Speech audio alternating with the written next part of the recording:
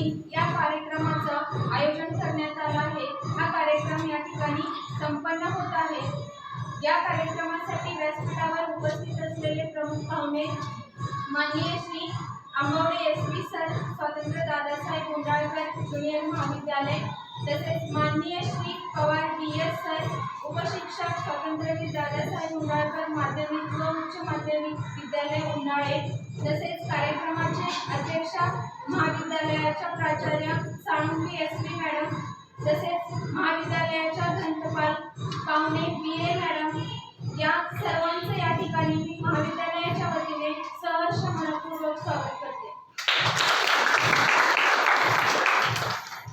तसेच आज डॉक्टर अबुल पाकीर जैनुलब्दीन अब्दुल कलाम उर्फ डॉक्टर ए.पी.जे. अब्दुल कलाम यांचा जन्मदिवस, हा दिवस संपूर्ण भारतभर राष्ट्रीय विद्यार्थी दिन म्हणून साजरा केला जातो। त्यानिमित्त महाविद्यालयातील सर्व विद्यार्थ्यांना मनपूर्वक शुभेच्छा देते आणि आजच्या या कार्यक्रमाचे प्रास्ताविक महाविद्यालयाच्या ग्रंथपाल पाहुणे बी.ए. मॅडम यांनी करावे अशी मी त्यांना विनंती करते। आज आपल्या कॉलेजमध्ये ग्रामीण विकास कला वाणिज्य उन्हाळ्यामध्ये आपण वाचन प्रणाली साजरा करतोय। तर वाचन प्रणाली का साजरा केला जातो? आज आपले राष्ट्रपती ए.पी.जे. अब्दुल कलाम यांची जयंती आहे म्हणून, कारण की आपण वाचनाची आजकाल आवडच निर्माण नाही आहे आपल्याला। आपण मोबाईलच्या युगात एवढं होऊन गेलोय की आपल्याला वाचन म्हणजे काय झालं नाही। तर त्यासाठी आपण ही वाचन प्रणाली म्हणून साजरा करणार आहोत। तर आजचे जे सर आहेत आपले आंबवडे सर, हे आपल्याला वाचन प्रणालीविषयी थोडक्यात माहिती सांगतील आणि तसेच धनंजय पवार सर आपल्याला ए.पी.जे. अब्दुल कलाम यांच्याविषयी माहिती सांगणार आहेत। अशी मी थोडक्यात त्यांची रूपरेषा सांगते तुम्हाला आणि एवढं माझ्या भाषेत सांगते।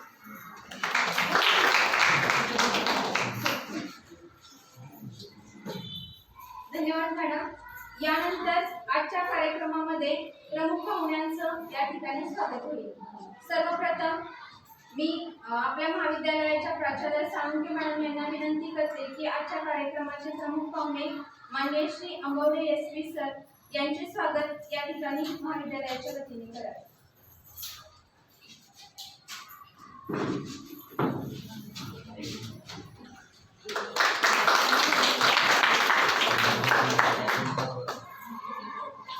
धन्यवाद। यानंतर आजच्या कार्यक्रमाचे प्रमुख पाहुणे माननीय श्री पवार डी.एस. सर यांचे स्वागत एन.एस.एस. समन्वयक पिसाळ एच.एस. सर यांनी करावे अशी त्यांना विनंती करते।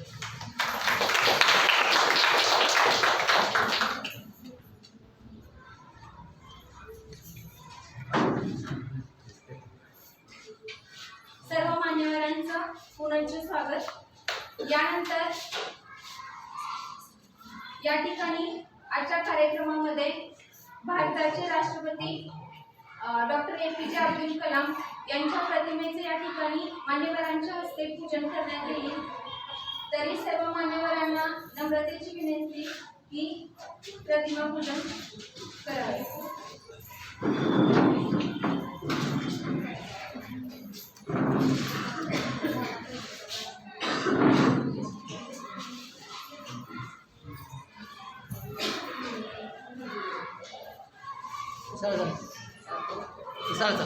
भारताचे माजी राष्ट्रपती डॉक्टर ए.पी.जे. अब्दुल कलाम यांचा जन्मदिवस, त्यांच्या प्रतिमेचे या ठिकाणी पूजन होते।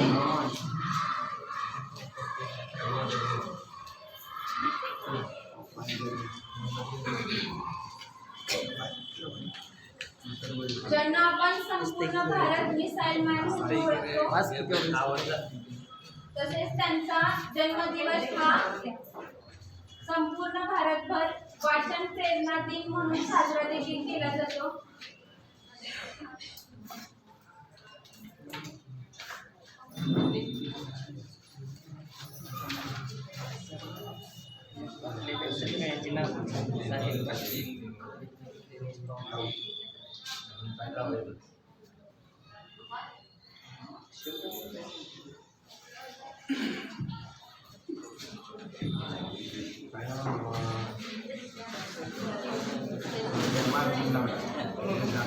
धन्यवाद।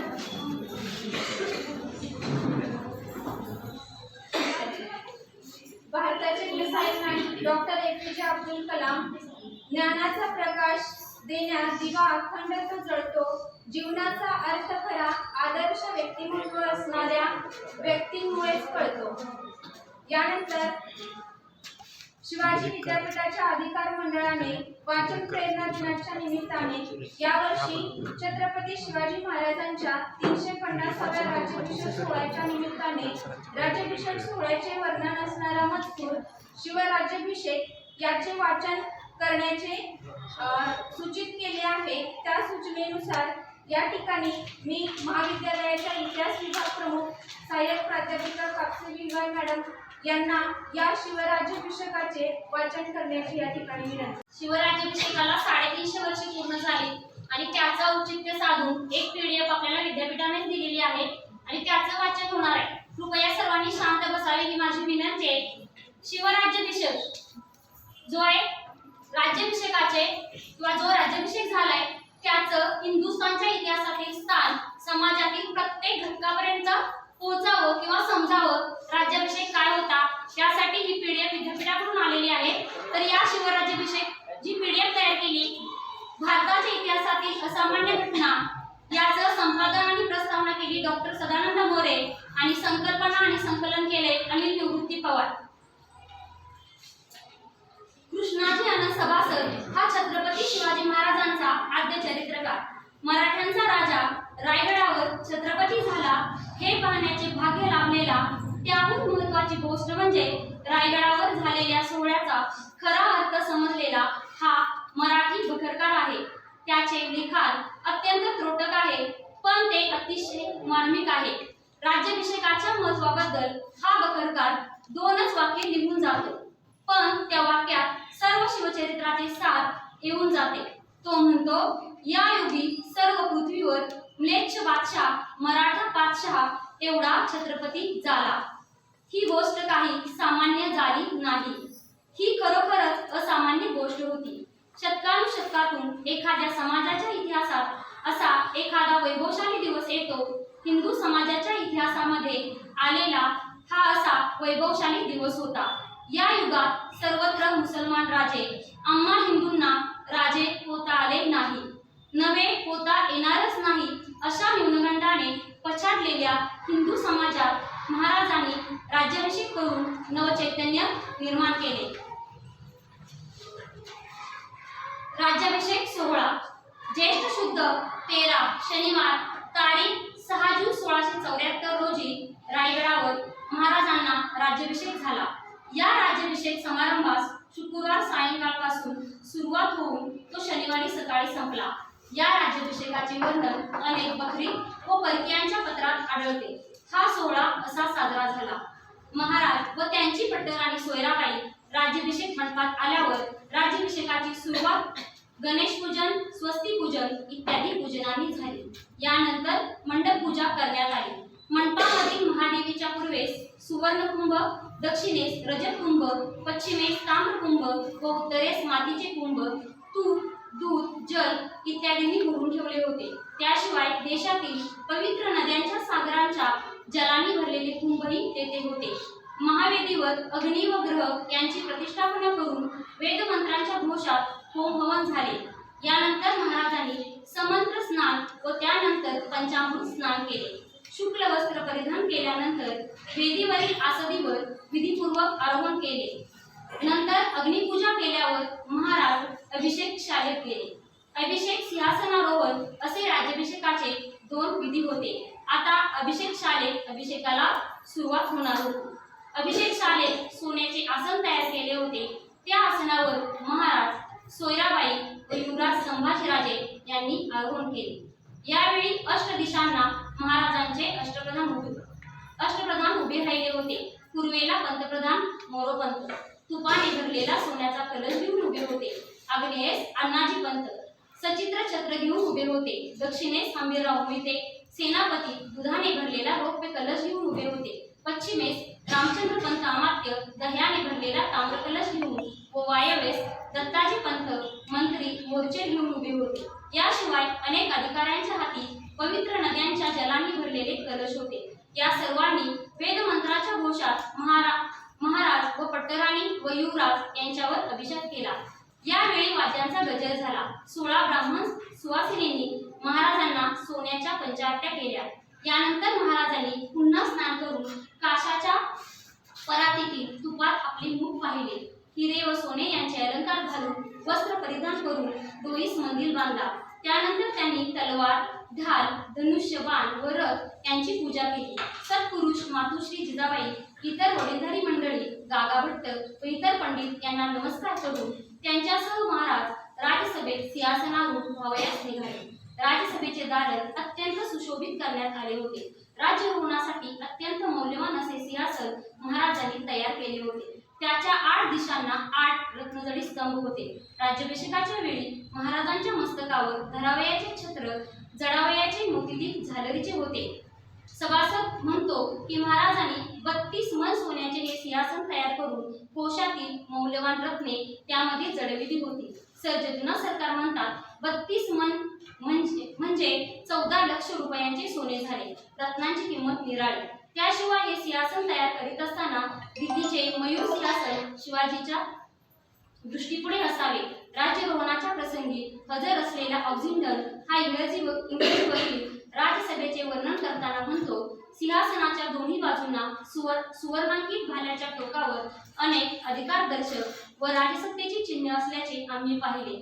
उजव्या हाताला 2 मोठमोठ्या दातांच्या मत्स्यांची सुवर्णाची शिरे होती. डाव्या हाताला अनेक अश्वगुच्छे व एका मूल्यवान भाल्याच्या टोकावर समपातळीत डोलणारी सोन्याची तराजूची पारडी न्यायचिन्ह म्हणून तळपत होती. याशिवाय सभागृहाच्या भिंती शुभलक्षणी चिन्हांनी व चित्रांनी सुशोभित करण्यात आल्या होत्या. मोत्यांच्या झालरींनी छत शृंगारला होता. सभागृहाच्या प्रवेशद्वारी 2 शुभलक्षणी हत्ती सुवर्ण अलंकारासह उभे होते. ब्राह्मण, पंडित, अष्टप्रधान, चिटणीस यांच्यासह महाराजांनी सभागृहात शुभवेळी प्रवेश केला. सिंहासनाजवळ येताच त्यास वंदन करून त्यास पायाचा स्पर्श न करता वेदमंत्राचा घोष चालू असतानाच महाराजांनी सिंहासनावर आरोहण केले. युवराज संभाजीराजे, गागाभट्ट व पंतप्रधान मोरोपंत हे सिंहासनाच्या खालच्या पायरीवर असनस्थ झाले. इतर प्रधान, राज्यातील अधिकारी, निमंत्रित मंडळी, ब्राह्मण, पंडित वगैरे त्यांनी नेमून दिलेल्या जागी उभे होते. मातुश्री जिजाबाईंच्या समोर हा सोहळा होत होता.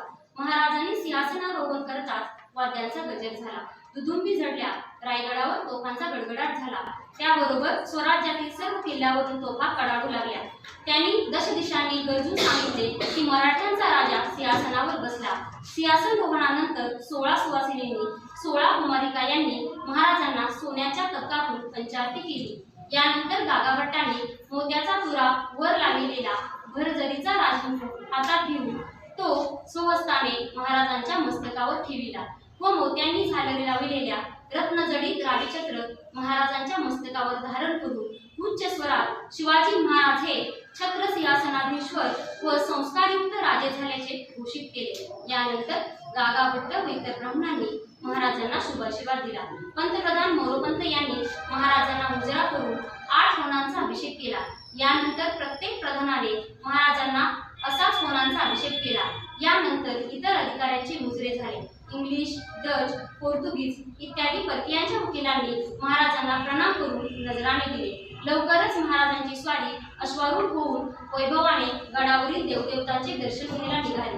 काही अंतर गेल्यावर महाराज सुवर्ण अलंकाराने सजविलेल्या गजराजावर आरूढ झाले. या गजावर माहूत होते खुद्द सेनापती हंबीरराव. अंबारीत महाराजांच्या मागे खुद्द पंतप्रधानाने मोर्चे धरले होते. मंगल वाद्याच्या गजरात मिरवणुकीने महाराजांनी गडावरील देवतांचे दर्शन घेतले. मार्गावर अनेक ठिकाणी त्यांच्यावर फुलांची वृष्टी करण्यात आली. पंचारत्या झाल्या. देवदर्शनानंतर राजसभेत परत येऊन कुलदैवत मातुश्री यांना महाराजांनी वंदन केले. यानंतर राज्याभिषेकाचा सोहळा संपला. महाराजांनी या सोहळ्यासाठी अपार दानधर्म केला.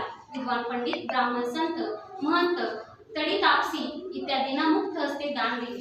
24,000 होन केवळ दक्षिणेवर खर्च झाले. गागाभट्टांना 7,000 होन दक्षिणा देण्यात आली. 7 जून 1674 रोजी सुरू झालेला दानधर्म पुढे 12 दिवस चालू होता. रायगडाहून कोणीही रिक्त हस्ते परत गेला नाही.